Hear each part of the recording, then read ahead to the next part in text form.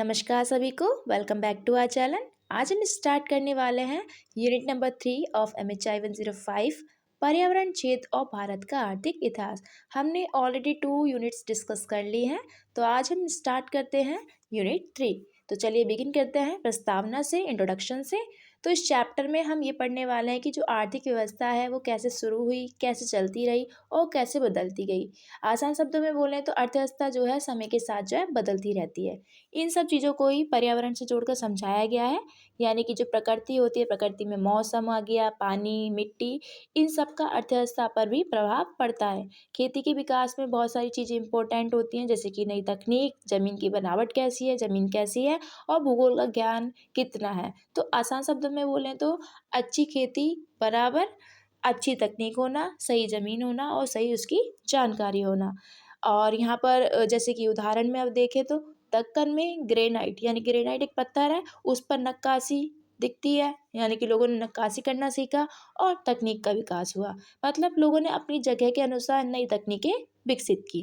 खेती के साथ साथ उन्होंने पशुपालन भी स्टार्ट करा, और आसान शब्दों में बोले तो खेती और पशुपालन दोनों मिलकर के ही अर्थव्यवस्था चलाते हैं। ठीक है, इन्हीं पर निर्भर करती है हमारी अर्थव्यवस्था। इस क्षेत्र में अलग अलग परिस्थिति होती हैं, इसलिए हर जगह की खेती भी अलग अलग होती है। जहाँ मौसम जैसा होगा वैसी खेती होगी। ठीक है, तो हमारी जो इम्पोर्टेंट लाइन ये रह जाती है कि पर्यावरण और कृषि दोनों को मिलाकर के आर्थिक विकास पर प्रभाव पड़ता है।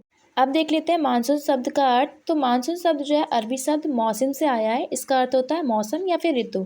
ये ऐसी हवाएं होती हैं जो साल में एक बार अपनी दिशा जरूर बदलती हैं। ठीक है, तो दक्षिण एशिया में मानसून की कुछ विशेषताएं हैं। यहाँ पर एकता और विविधता दोनों पाई जा सकती है।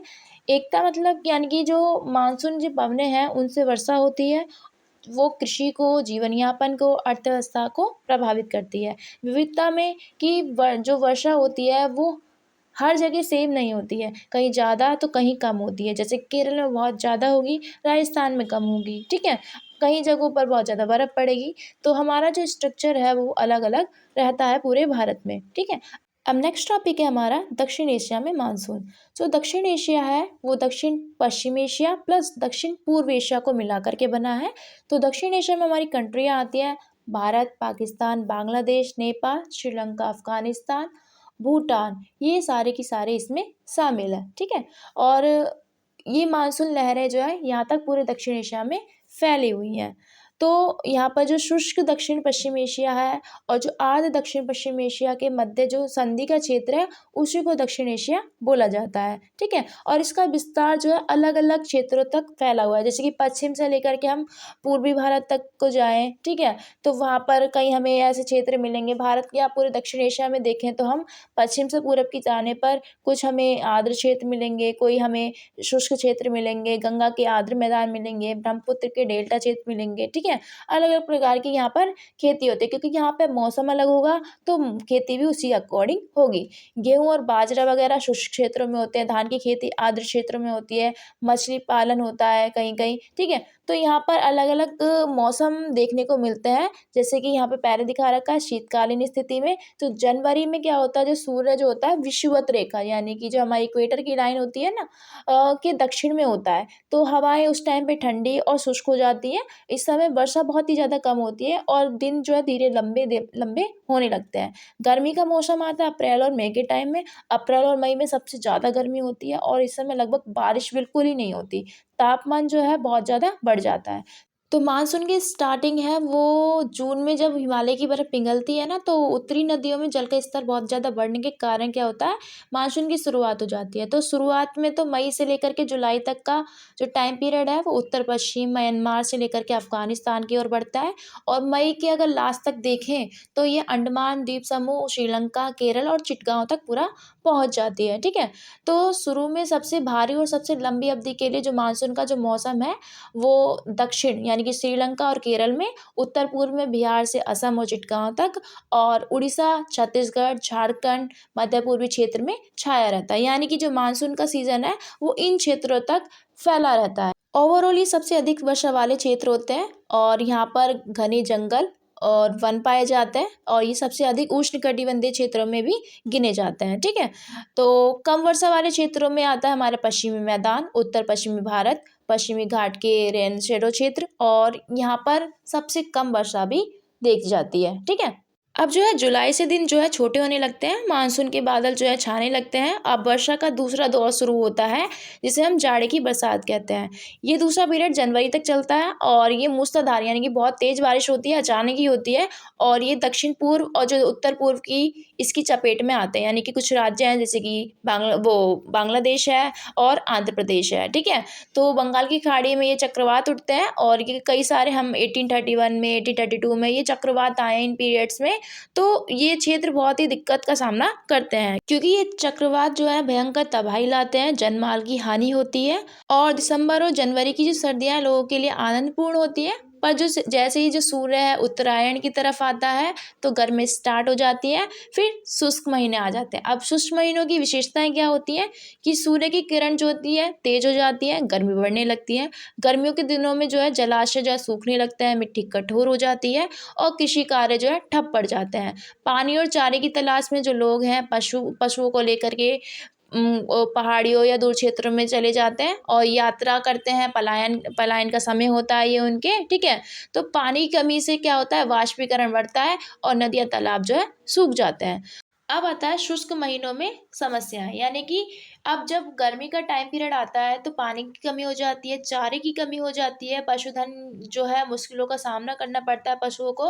उनको चारागाह के लिए एक स्थान से दूसरे स्थान पर ले जाना पड़ता है। कई सारी बीमारियां उत्पन्न हो जाती हैं, जैसे कि भूख, हैजा, चेचक, त्वचा से संबंधित, आंखों से संबंधित बीमारी। लोग कुपोषण का शिकार होने लगते हैं, शरीर में डिहाइड्रेशन होने लगता है। ठीक है, तो यही वक्त होता है एक तरीके से सफाई का, व्यापार का, परिवहन का। अब आता है मानसून के पीरियड में फसलों का उत्पादन होता है और कटाई स्टार्ट हो जाती है। तो प्रत्येक मानसून के दूसरे और तीसरे महीने में देखा जाए तो सबसे अधिक पैदावार होती है।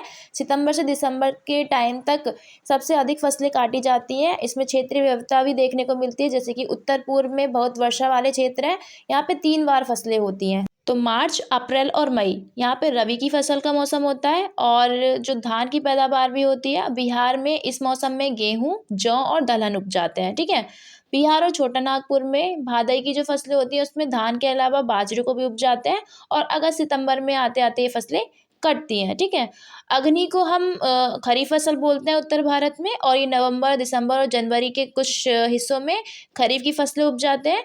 तो ठंड के मौसम में एक धान उपजाया जाता था जिसे अमान कहते हैं। 19वीं सदी में क्या होता है, बंगाल, बिहार और उड़ीसा के जिलों में ये एकमात्र और सबसे महत्वपूर्ण फसल मानी जाती थी। ठीक है, जो पश्चिम भारत में देखिए जो कृषि है वो मई में स्टार्ट होती है, और जब वर्षा का आगमन होता है अगस्त में, तो मक्का और बाजरा पैदा होते हैं, और ज्वार और मूंगफली की फसलें जो है अक्टूबर तक होती हैं, और नवंबर और दिसंबर में जो लोग हैं मूंगफली और नकदी फसलों को बेचना स्टार्ट कर देते हैं। ठीक है, तो ओवरऑल इसमें ये बता रखा है इस पूरे टॉपिक में कि हमारे क्षेत्र हैं, अलग अलग क्षेत्र हैं, पश्चिम हो गया, उत्तर पूर्व हो गया। ठीक है, तो यहाँ पर अलग टाइम पीरियड में अलग अलग फसलें बोई जाती हैं, यानी कि मौसम के अकॉर्डिंग जो है यहाँ पर फसलें होती हैं। उसी पर हमारी अर्थव्यवस्था बेस्ड है, यानी कि मौसम जैसा होगा वहाँ पे कृषि भी वैसी ही होगी। ठीक है, तो अब स्टार्ट करते हैं व्यापारिक पवने। हमारा नेक्स्ट टॉपिक है व्यापारिक पवने। तो व्यापारिक पवने वो पवने होती हैं जो मौसम के अनुसार निश्चित दिशा में चलती हैं, और जिनका प्राचीन समय में जो था समुद्री व्यापार के लिए यूज होता था। ठीक है, इन हवाओं के कारण ही जो जहाज है आसानी से बहुत लंबी दूरी तय कर सकते थे, इसलिए इन्हें व्यापारिक पवने कहा गया है। इसकी खोज 45 BC के आसपास में एक यूनानी नाविक थे, यूनानी नाविक हिप्पालस। ठीक है, उनने पता लगाया था, और ये हिंद महासागर में चलने वाली जो मानसूनी हवाएं हैं उनका प्रयोग करके जो जहाज है ना सीधे भारत आ सकते थे। ये चीज उन्होंने खोजी थी। तो इस खोज के बाद में क्या हुआ, अब भारत, अरब, रोमन साम्राज्य के बीच जो है समुद्री व्यापार और ज्यादा बढ़ गया। ठीक है, तो मानसूनी पवनों के कई सारे प्रकार होते हैं। एक होता है ग्रीष्मकालीन मानसून। ठीक है, यानी कि इसको बोलते हैं दक्षिण पश्चिम मानसून भी बोलते हैं। इसका जो टाइम पीरियड होता है वो जून से सितंबर का होता है, और ये दक्षिण पश्चिम से भारत की ओर आते हैं। और इसकी विशेषता ये है कि जो हवाएं हैं समुद्र से नमी लेकर आती हैं और भारत में बारिश करती हैं, और जो व्यापारी जो है इन हवाओं का यूज करके अरब और अफ्रीका से भारत आते थे पहले। अब आता है शीतकालीन मानसून, उसको बोलते हैं उत्तर पूर्व मानसून। ठीक है, उत्तर पूर्व मानसून तो इसमें जो समय है हमारा अक्टूबर से लेकर के जनवरी का है, और इसमें उत्तर पूर्व पूर्व से समुद्र की ओर होता है इसकी दिशा। और इसकी विशेषता यह है कि ये जो हवाएं हैं अधिकतर सूखी होती हैं, ठीक है, कोई नमी नहीं होती इनमें। और व्यापारी इन हवाओं का उपयोग करके भारत से वापस अपने देश की ओर जाते हैं। तो यानी जो व्यापारी हैं वो ग्रीष्मकालीन हवाओं का यूज़ करके अरब और अफ्रीका से भारत आते हैं, और शीतकालीन जो मानसून है उसका यूज़ करके वो भारत से वापस जाते हैं अपने देश की ओर। अब आता है समुद्री व्यापार में भूमिका। तो ये जो व्यापारिक पवनें हैं वो समुद्री व्यापार में मेन रोल प्ले करती हैं, और ये समुद्री व्यापार को बहुत आसान बनाती थी। जब से इसकी खोज हुई है तो इसने समुद्री व्यापार को और ईज़ कर दिया, ठीक है। तो जहाज़ों को कम समय में लंबी दूरी तय करने में मदद मिलती थी, और नाविक जो थे हवा की दिशा के अकॉर्डिंग ही यात्रा की योजना बनाते थे, अपना प्लान बनाते थे। इससे वो भारत, अरब, अफ्रीका, रोमन साम्राज्य के बीच में व्यापार करते थे, और व्यापार में इससे बहुत ज़्यादा तेज़ी आ गई थी। उदाहरण के लिए व्यापारी जो थे जुलाई में दक्षिण पश्चिम मानसून के साथ भारत आते थे, और कुछ महीनों तक भारत में व्यापार करते थे, ट्रेड करते थे। उसके बाद में नवंबर आते आते नवंबर में वो उत्तर पूर्व मानसून के साथ में वो वापस लौट जाते थे। यानी कि एक टाइम वो उस मौसम का वेट करते थे कि जिस अकॉर्डिंग उनके जहाज हैं उस तरीके से वो उस हवा के अकॉर्डिंग वो चल सकें, ठीक है। तो ये ओवरऑल है हमारा, ये टॉपिक फिनिश हो गया है। अब नेक्स्ट टॉपिक हम पढ़ेंगे नेक्स्ट वीडियो में, अदरवाइज जो वीडियो हमारी लॉन्ग हो जाएगी। तो नेक्स्ट टॉपिक है वैसे हमारा मौसम और अर्थव्यवस्था, बाकी हम इसका पार्ट 2 में कवर करेंगे। सो तब तक के लिए धन्यवाद। अगर आप इस चैनल पर नए हैं तो सब्सक्राइब करें and follow for such more videos.